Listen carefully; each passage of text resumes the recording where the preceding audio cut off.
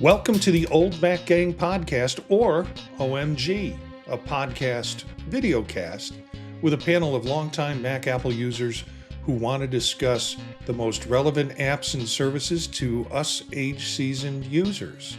I'm Marty Gensius, an Apple enthusiast and podcaster. I'm a 67-year-old age-seasoned user who has collected some great friends to be part of this podcast and talk about Apple and how it relates to people our age.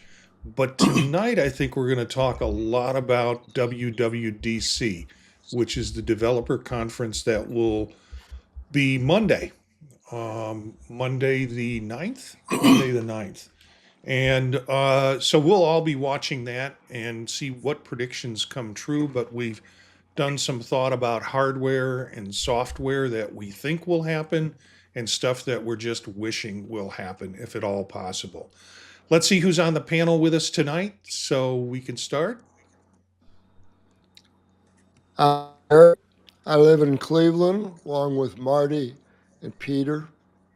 I'm a member since 2004 of the Northeast Ohio Apple Corps, which got me started and is keeping me active. My primary Apple products are Mac Mini, iPhone, Ultra Apple Watch, and an iPad.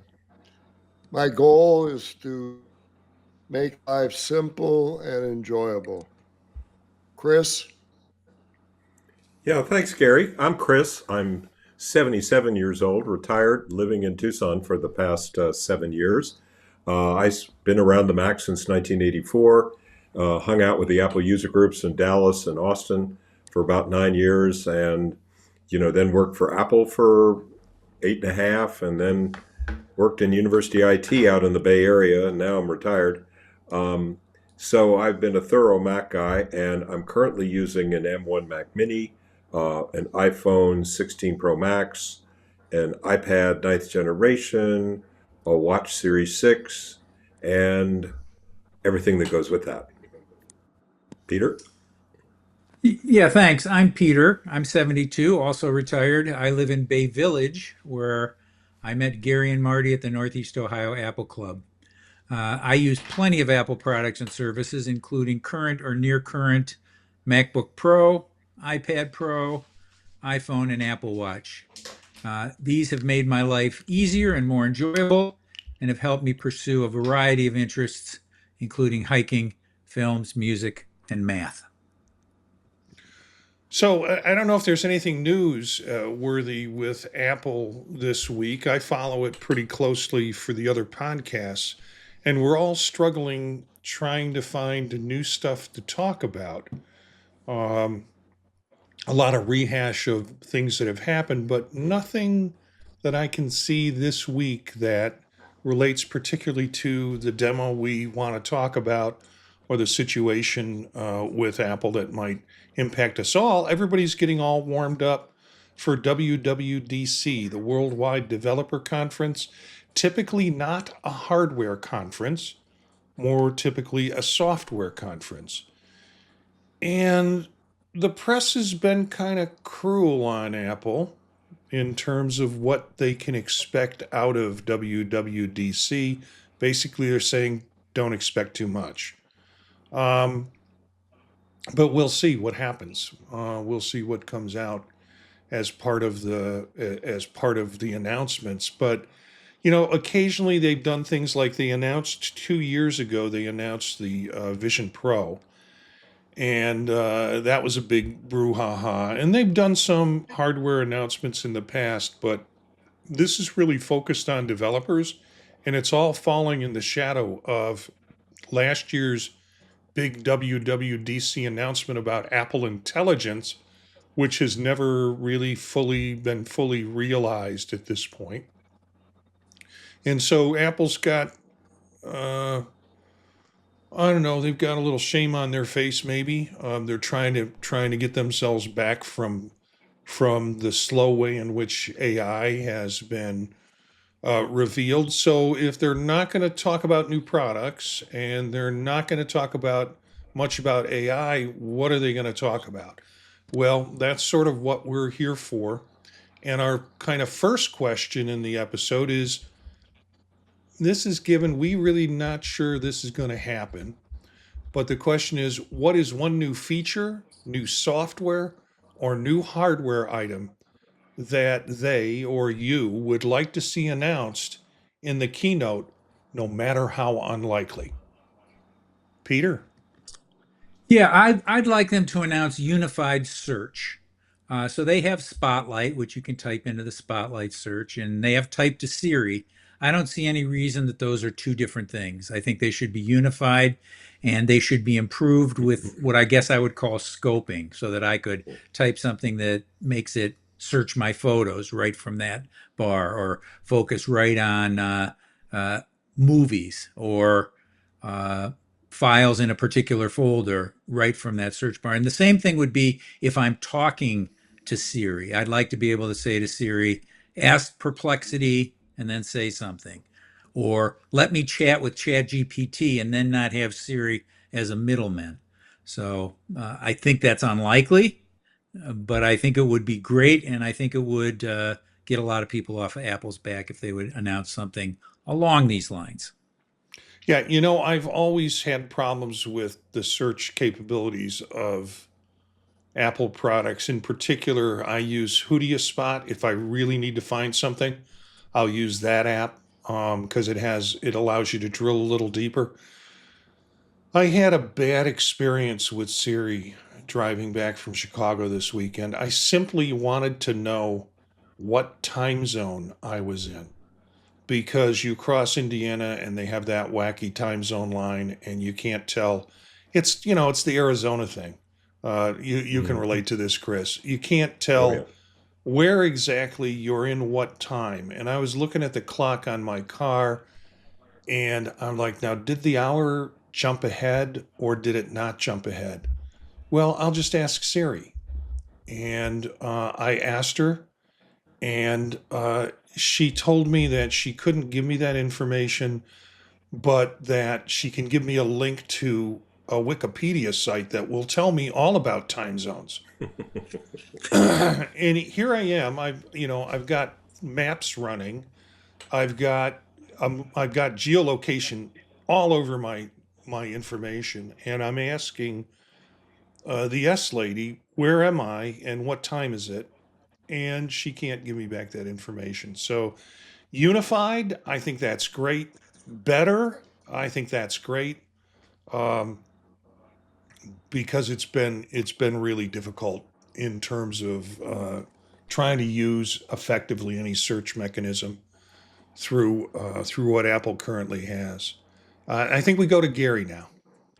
The new feature I'd like to see is a built-in system-wide smart reader. Currently, I'm finding that I'm able to dictate email, messages, and Word documents. And then from Chris and some help from Peter, I've learned to use Proofreader. And that's been very helpful. So I'd like to see Apple add a smart rewriter to the operating system.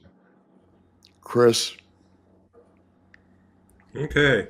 So I think we mentioned in the past couple of weeks the acquisition that Apple made of a company called Pixelmator. And they also have an app called Photomator, which is a peer app for Apple Photos. But it has some advanced tools, and it has the ability to not only look at the Apple Photos library, but your hard drive. So it's sort of the best of both. It can go either way. And I am really hoping to see news from Apple as to how they're going to make that available. Right now, we can purchase it month by month, for a year, and it's a very useful counterpart, I'm finding already, to Apple Photos. Now, what may or may not happen with Pixelmator, which seems to be a little bit of Photoshop and a little bit of Adobe Illustrator, um, that remains to be seen too. So there's been some rumors in the photography community or wishes expressed what we'd like to see. And, maybe we'll see something next week. So we're looking forward to that. I'm going to swing for the fences on this one because it is a question that says, even though you don't think it's going to happen, this will be sort of my one hardware wish. And actually, it's two hardware wishes. It is Home Hub, which is something they've been talking about. I really want that 15-inch display in my kitchen or in my living room where I can where it's stationary and it kind of sits there. If it's a dumb terminal, if you want to call it that, but it's hooked into my internet and hooked into my Apple uh, iCloud account, and I can do all sorts. And it's got a different kind of interface, so I can do all sorts of things, from watching videos on how to cook something to asking the S Lady questions to being able to watch some of the stuff in my Apple TV account.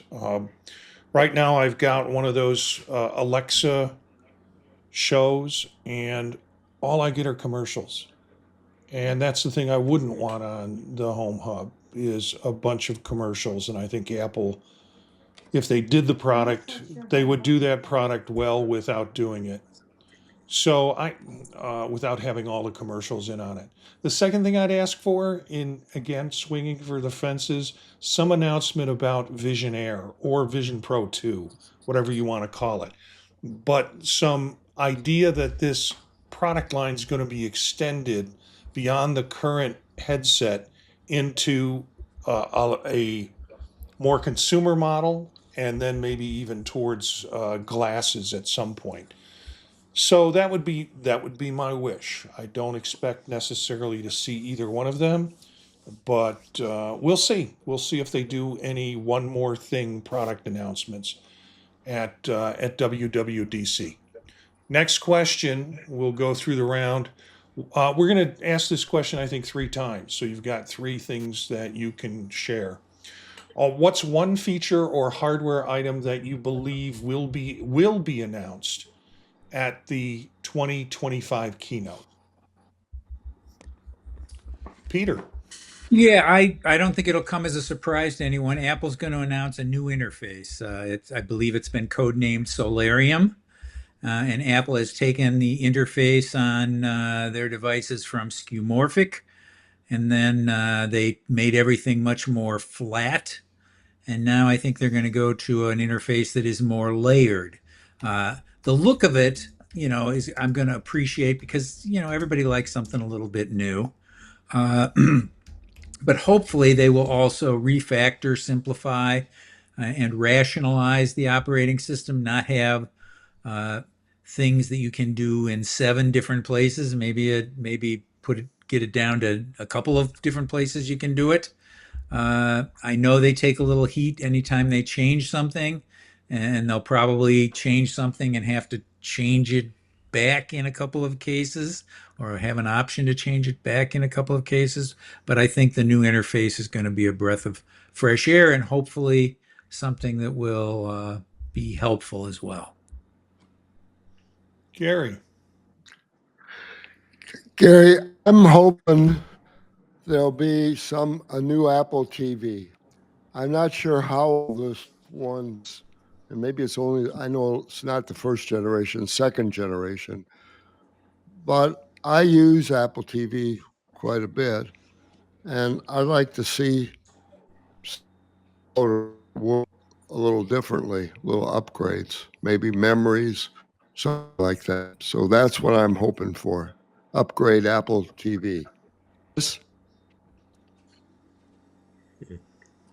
Well, tagging on to Peter's comments about Solarium, I'm kind of wondering what might happen with the iWork suite with Pages, Numbers, and Keynote. Uh, it will be interesting to see if that also comes along with the new interface. And, some more comments on the interface later, but that would be my guess at this point. Marty? Yeah, my wish would be, because from the Apple Vision standpoint, along with some upgrades to iWorks, the Pages, Numbers, and Keynote, I would like to see those apps native in the Vision OS platform. I think they're not there yet for it, but it should be. Apple should be having their native apps running on their product, and they don't at that point. Mine was similar to Peter's, the major visual overhaul. I hope it's more than just a new coat of paint. Oh, this is so pretty. Oh, it's so nice. But there is some sense in making this across all devices. The idea that you will see it. So when you interact with an iPad, you're using the same sort of visual um, version of an OS that you would be on Vision OS and that you would do on Mac OS. And I got a little. There's a little pride here that as much crap that Vision, the Vision Pro has gotten in the press, to then kind of adopt major aspects of their operating system and their view, the way in which they view. There's a little bit of pride in my soul to say that that's being carried over into other operating systems. And I think the Mac OS version, the code name for that is Tahoe. So you know how we currently have what is it? What's the tall trees people keep calling it? Sequoia. Sequoia. Yeah, thank you. We currently have Sequoia. Supposedly, Mac OS, the next version is going to be Tahoe. They can't get out of California. So, next question. Again, same question, but we get a second shot at it. What's one feature or hardware item that you believe will be announced at the 2025 keynote? Peter. Well, I believe that they're going to announce real-time AirPods language translation, and I think this will be great. I think Apple thinks of themselves very highly as an international company, promoting dialogue between people from all different countries, and nothing would be better than helping people who don't share the same language. This is something that does exist through Google on Android phones, so it's certainly possible. I'd like them to add a little extra sauce to it if they could. I don't know if they will. I'd like it if I'm trying to talk German or trying to talk French. When I hit a word that I don't know and then say it in English, I would like it to pump that word into my ear so that I can then correct myself and say it in the language that I'm trying to speak. So that's a little bit of a wish on top of something that I'm pretty sure is going to happen. You know, the I had a Pixel phone, and some of the phones that came out said that these folds that you can open up. And originally, it was announced that you could have this translator built into the phone, that you open it up and you say something and in a certain language, and it comes out on the screen for the other person to see in a translated language, their language, whatever it is. I don't think that ever wound up happening on that phone platform. So the idea that we can do that with AirPods, I think, is pretty exciting. And I think we're pretty close to it, given the translation stuff that we know that's happening. So, maybe Pixel made the promise too soon. But hopefully, Oh, okay. what you're saying, Peter, the idea of having real-time AirPod language translation would be really cool. Gary. Well, we've got it now with Apple Translator and Google Translator. Yeah. Yeah. So it's a matter of just verbalizing that. Well, I think, well, we talked about it, that Apple will wait till it gets AI right or better. However, I'm sure there'll be pressure because of ChatGPT complexity. So I'm looking forward to hearing whatever they have to say about AI. Chris? Yeah, there's some rumors in that regard. You can check out Mac Rumors and some of the ideas and potential rewrites and stuff going on. My next one would be a new and improved health app. with some potential new features and capabilities. This one's sort of a slam dunk since it's a really hot area for Apple that they've been really doing very well with. So maybe we'll see some more on that. Marty? Yeah, this is low hanging fruit. We haven't mentioned it yet, but I think it's a given that they're switching their operating systems all to years. So we won't have Vision OS 3, we'll have Vision OS 26. And the new version of Mac OS will not be 19, it'll be 20, or the new vision of iOS is not going to be 19, it's going to be 26. And so we'll start to see year versions of upgrades to operating systems. And, if there's versions of it beyond just there will be versions because there'll be upgrades. So you'll see 26.1, 26.2, 26 point, and they're just going to go into the year. And that, I'd like to say I tried to choose that because I want to be right. If this was a betting pool, that's kind of an easy bet, I think. So, yeah, Peter. However they number it, I do like the fact that all the operating systems are going to be the same number. I mean, it drives me a little batty saying, okay, Mac OS 15 matches up with, what iOS number and what watch OS number. I want them to know that if they're all on the same release, they're all on the same release. That would be nice. Yeah, and you saw me do that right then. I just labeled something as Mac OS as 19, and it's not at 19 when it's at 15. No. And iOS is really the one that we're talking about that will be 19 next, but probably Right. 26. So let's see, another round of questions, and this is the final round on this same question. What's one feature or hardware item that you believe will be announced at the 2025 keynote at WWDC? And we again start with Peter. Well, this is a product that I think is ready, and whether they announce it or not, I don't know if they will. It's hardware, and this is a software. This is mainly a software thing, but they've got developers who I think they should pay some better attention to. Now, the courts are taking actions with regard to the App Store that are going to please developers, but I think one thing that would please developers would be the release of an updated or upgraded or improved studio display. The camera could be improved. That's supposedly in the works. The ports could be made faster. That would be great. And if you're setting up 2 or more screens, the way the screens accommodate each other could also be made somewhat intelligent. So I think they would certainly have a home run with a lot of the developers if they said, we've got a new studio display. Gary?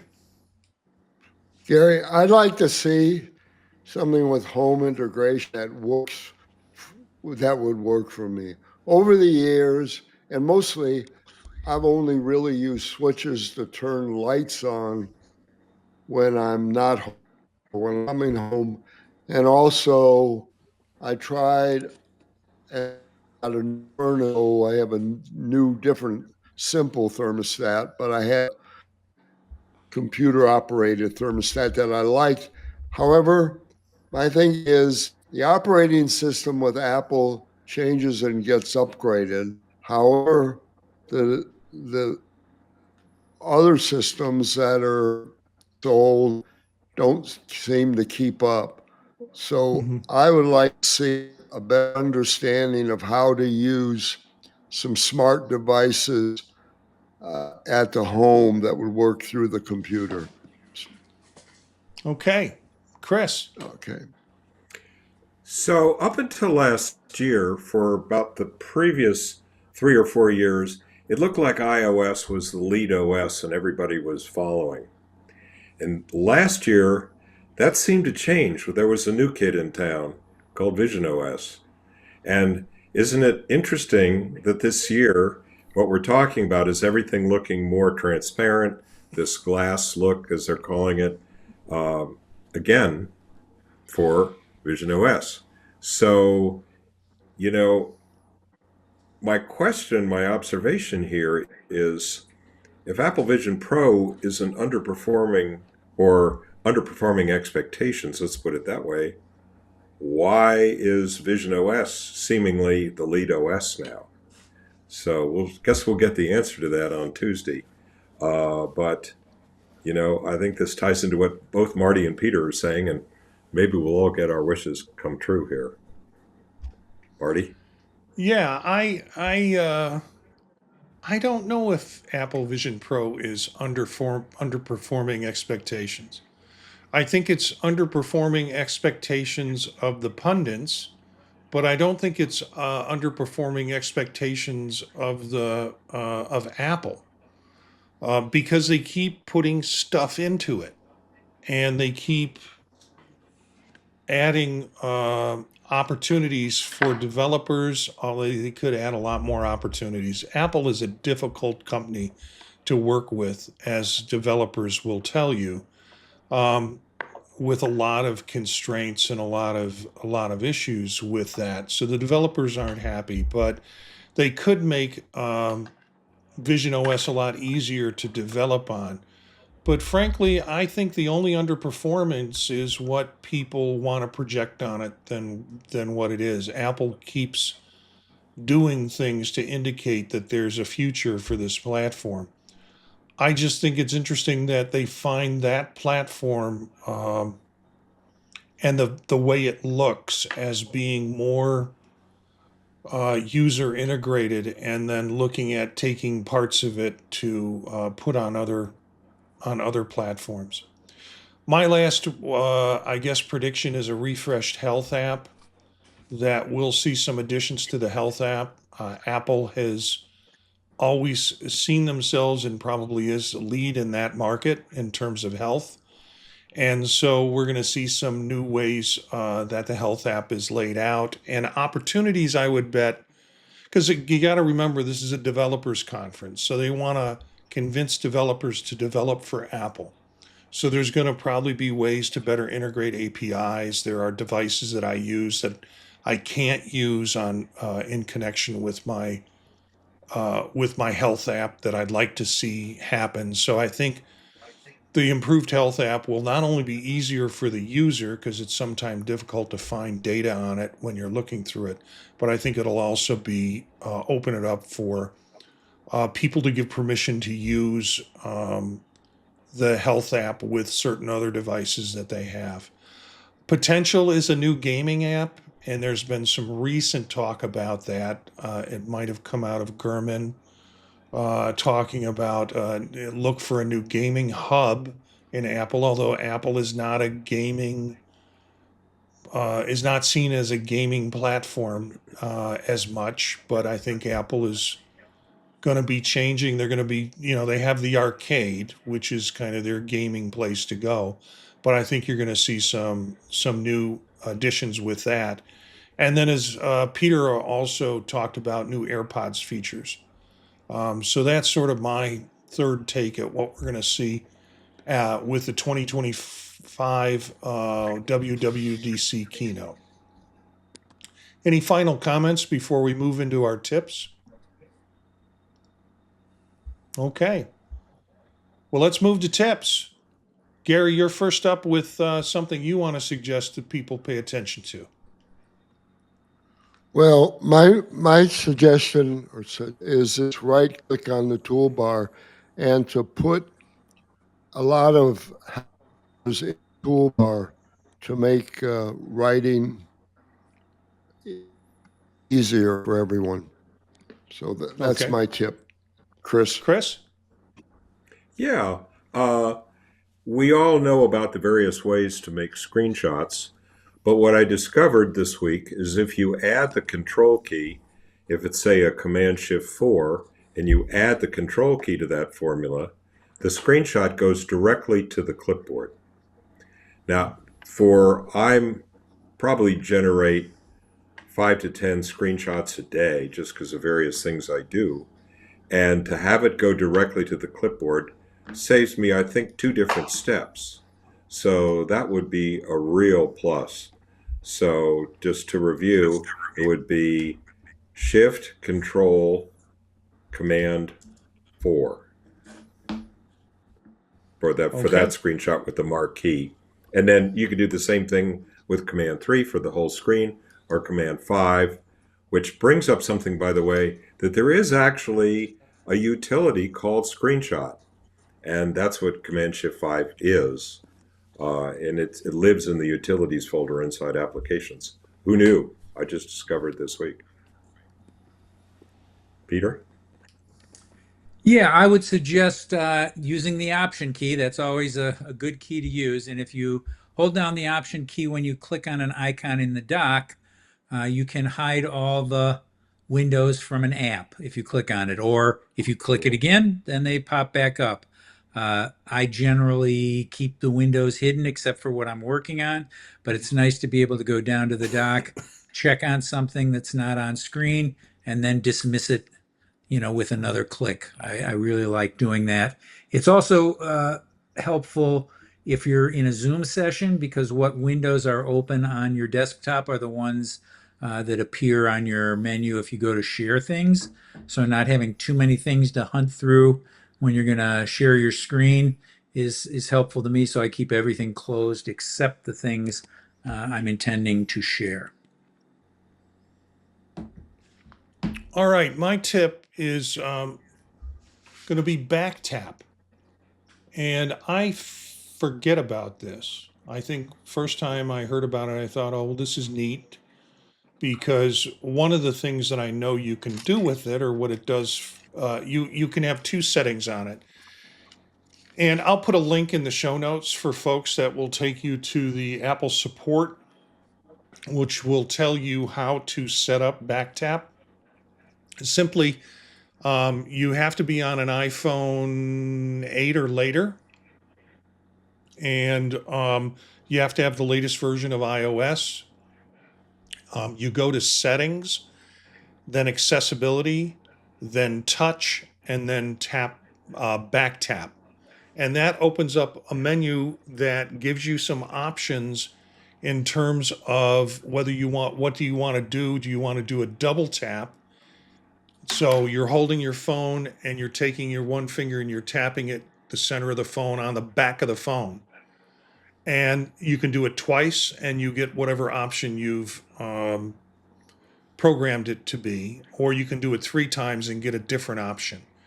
And I keep forgetting it's there, and it works. And I think the one thing that I found it incredibly useful for is if I'm on my phone and I'm 3 pages deep looking for an app that I put on it somewhere, I can tap twice and it will move me right to my home page.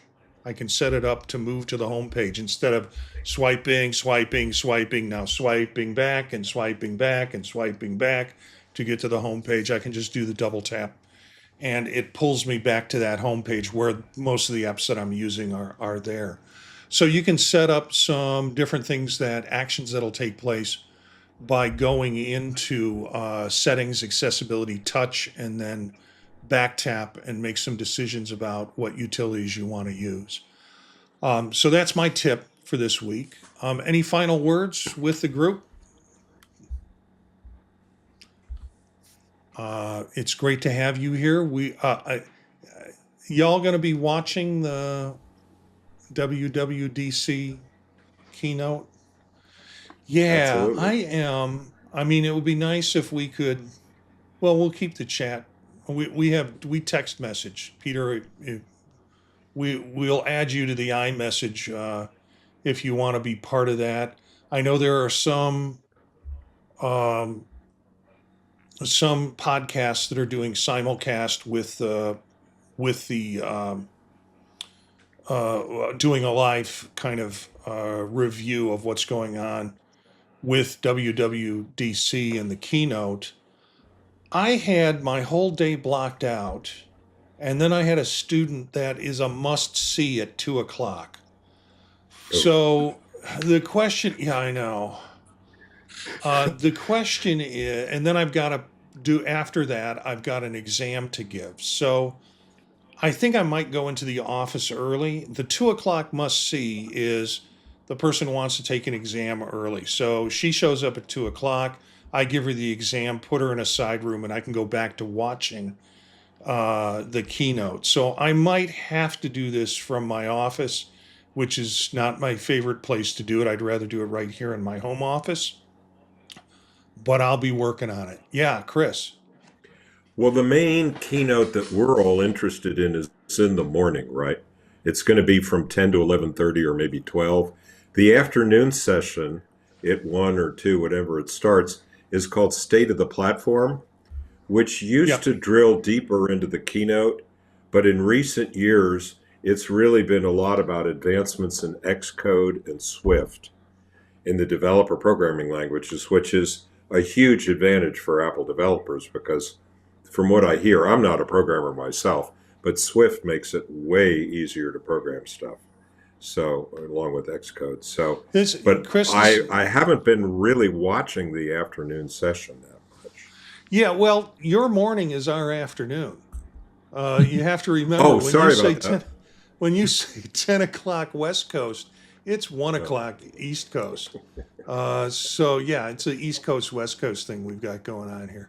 So yeah, I might hang Okay. around to see what else happens with the after talk, because I've always been curious about that. Never went to it, and if it does get so technical in terms of Swift and coding and stuff like that, then I will pull back from that and continue to do the work I have to do. But it looks like I'll be doing most of my watching from the office on my laptop, if possible. And so we'll find out next week. We'll talk about it on Wednesday, what predictions came true. Bob was going to be with us tonight, couldn't be with us tonight because he has a Wednesday night obligation once a month. And he was the one that set this whole idea up.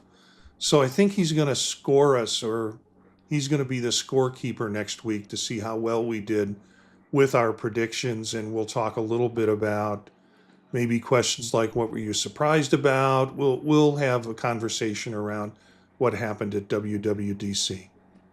I want to remind folks about Macstock. Macstock 9 is here for 3 days, July 11th, 12th, and 13th.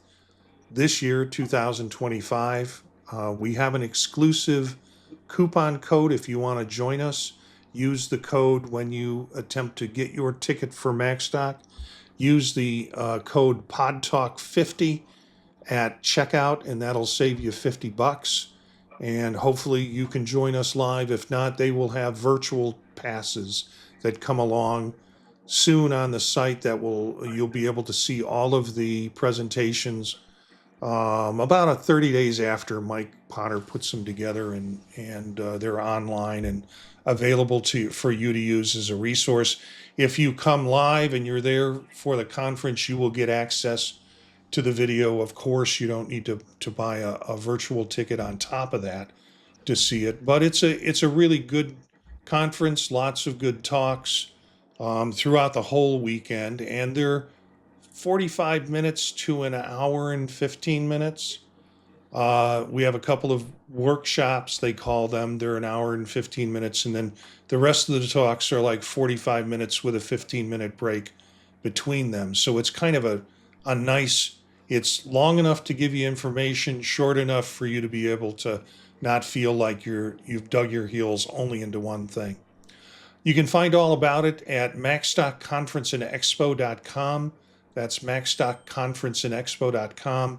Reminder, PodTalk50 is your coupon code if you want to join us. So let's wrap up for this episode.